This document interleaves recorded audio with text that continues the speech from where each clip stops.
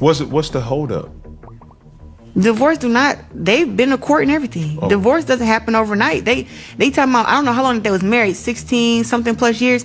That's a lot of stuff to divide and figure out, and it's a kid involved. So it's not something that's like. Have you had a relationship with the child? No. Okay, so that's completely separate. But this is a kid though. Yeah. It's the kid. I don't think people should involve kids in grown folks' business.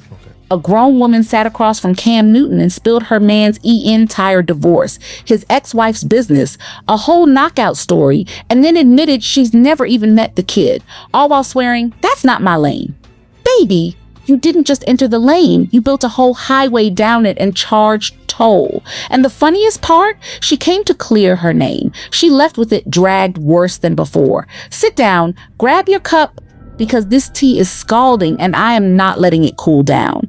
Welcome back to Celeb Spill, where we don't do rumors, we do Reese-Piece, and today's stack is filthy. So Claressa Shields is out here promoting a whole fight, sat down for an entire press run, and somehow every single interview turned into the Remy Ma show. Before we get into it, comment right now. Is she the villain, or are these women just stressed that Papoose left and glowed up?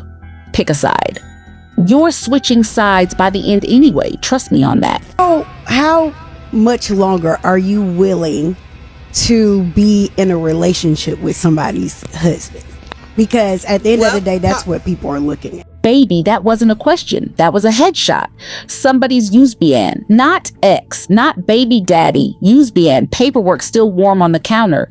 And instead of ducking it, she stood there and caught it clean with her face rule #1 of being the new girl. You do not answer for a title that isn't finalized yet, sweetheart. But ducking was never her style. She do-bled down. And that right there is where the whole thing starts sliding off the table. She's over there living her happy life. We're over here living our happy life. Our happy lives never were intertwined. Never. So it's like when I hear this stuff, I think that women who try to come for me, they're mad that he didn't stay there and deal with it, and he moved on. That's the only thing. He moved on with somebody, like you said. He's older than me. I'm younger. I'm top of my game. Got my own money. I look good. My body look good. That's the problem. He was supposed to downgrade. Ma'am, the ego is Olympic. I'll hand you the gold for that one. No notes. But calling yourself the upgrade while another woman's divorce is still in the oven, that's not a flex, baby. That's a public fumble on live TV. You didn't win a man. You inherited a whole lawsuit with a kid attached and a hashtag you can't shake. And the wildest part? Nobody even asked her to go there. She volunteered to drag the man's ex-wife into it completely uninvited, like she was RSVPing to drama nobody sent her a ticket for. Buckle up, because it only gets messier from here. That's not my lane. You do what you do, I do what I do. I try to stay over here in my lane, but it seems like people like this whole making it seem like, oh, it's an intertwine, it's a drama, when it's not. It's me and Pap. That's it. I was visiting her every day. Around the time when that happened with Rim was around the same time everything happened with my label. So I was in a space where I really needed to rebuild, start all over and focus. But at that point, I was like, this is more important. I need to focus on my wife. So everything just got worse for me. So boy, I had to tell him like, yo, like, I'm good. I'm alright. Like, and I guess like when he believed it, that was alright, and I was like, he was like, alright, cool. And then he'll come like a little bit less. He'll come like 3 times a week, or like, you know. But it still seemed like he was there a lot. The reason why people bring it back up is because we saw so much and we knew you, and then when everything happened, there's claims of like you cheating and like all these things. And but that's what I'm saying. So like if it's a new artist, I get it. We don't know him. All these years incarcerated, that shit never been on my name ever. She said, that's not my lane, and then took a full road trip down that lane, gas money and all, GPS locked on Remy Ma. I don't want to talk about her, she says, while talking about her for the 10th time. Girl, who is holding you hostage? And here's the part that exposed her whole hand.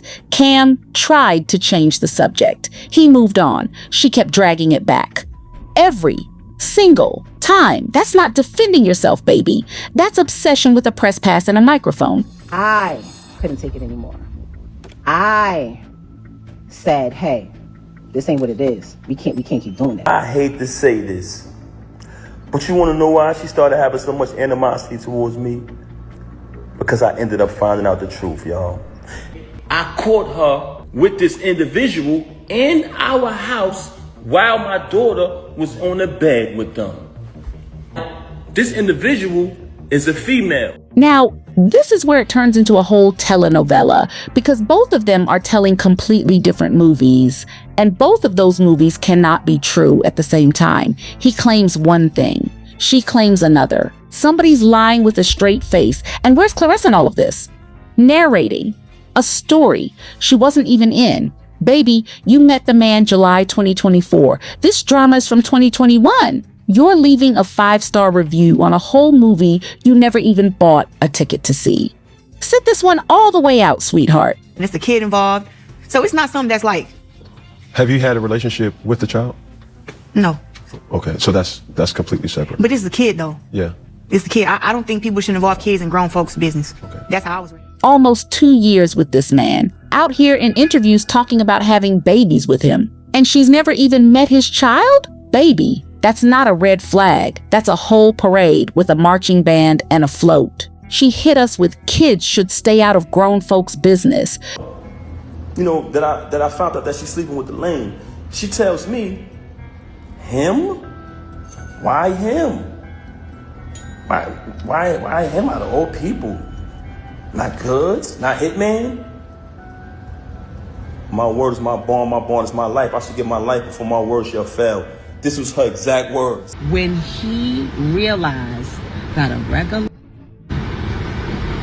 that can rap, but just not the way we do it. By the way, he makes $50,000 per battle, has about 5-6 battles a year, so he makes at least $250,000 a year. You understand? Great credit score. I never seen a person with a credit score like this in my life. Like the richest people that I've been around. But anyway, unlike some people who beg me to add their name to one of my properties and I have a lien on it because they don't pay their taxes. He couldn't believe and couldn't fathom why him. So while he's sitting there, she was saying, why Hitman, why Goods? Why are you fucking lying? Why are you lying? You was devastated that a regular nigga that used to work for sanitation, got a pension plan, got a 401k, that happens to rap, was able to overcome your manipulation, was able to treat me nice. Not just because the camera's on, not just because people are watching, but because he genuinely felt like that. Not because I was paying his bill. It's a timeline between their stuff. Why do you think he knocked Buddy out? Cute little dodge, real cute, but let's be honest about why. Why would Remy or Papoose let a child near a woman who runs to every podcast and empties the family laundry basket? Kids talk, and she clearly can't stop. Do you guys stay together? I would say it's like half and half. He got his place from New York. I have my place in Atlanta. But we're together all the time. Like he's on his way here now. Almost 2 years, 2 different cities, and the best she's got is half and half. Baby, that's not a power couple. That's a long-distance situationship with a good publicist and a shared hashtag they update on holidays. And here's what nobody's brave enough to say out loud. The problem was never that Pap moved on. Every grown woman on earth gets that part. The problem is she keeps forcing herself into a story with a 16-year marriage, a whole kid, and an ex-wife who told her flat out, talk about me and I'm dragging you. She was warned to her face, and she kept right on talking anyway. Segment 7. So it wasn't a happy home to break up. What's the holdup? Divorce they've been to court and everything. Divorce doesn't happen overnight. They talking about, I don't know how long they was married, 16 something plus years. That's a lot of stuff to divide and figure out. So let's add it all up, receipt by receipt. She sat down to look like the mature, unbothered one, and instead she told us they went to court, told us about the kid, brought up the whole Kanoke out, and admitted out loud that she's never met the golden child. Nobody pulled any of that out of her. She handed it over herself, gift wrapped, bow on top, on a podcast with the cameras rolling. She walked in trying to prove she's not the villain and walked out proving she's the one who simply cannot stop telling the story. That baby is a self-inflicted wound. So somebody tell me, is Claressa really the villain here, or just a woman so in love she forgot to shut up? Or is forgot to shut up exactly the villain move we've been watching this whole time? Drop your verdict below. Smash that like if your jaw hit the floor even once. And subscribe right now, because Celeb Spill never runs dry, and this girl clearly isn't done talking.